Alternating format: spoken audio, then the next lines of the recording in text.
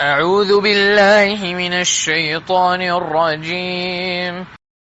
بسم الله الرحمن الرحيم.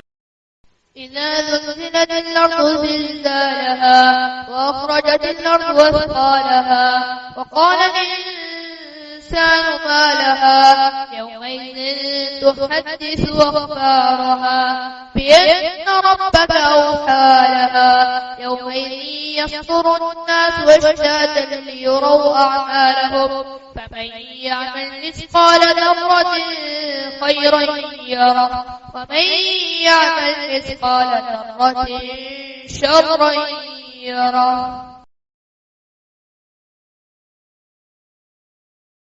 When the earth is shaken with its final earthquake, and the earth discharges its burdens, and man says, "What is wrong with it?" That day it will report its news, because your Lord has commanded it. That day the people will depart separated into categories to be shown the result of their deeds.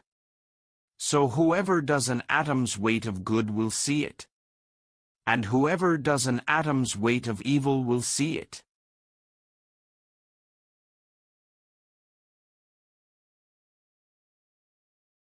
أتأمرون الناس بالبر وتنسون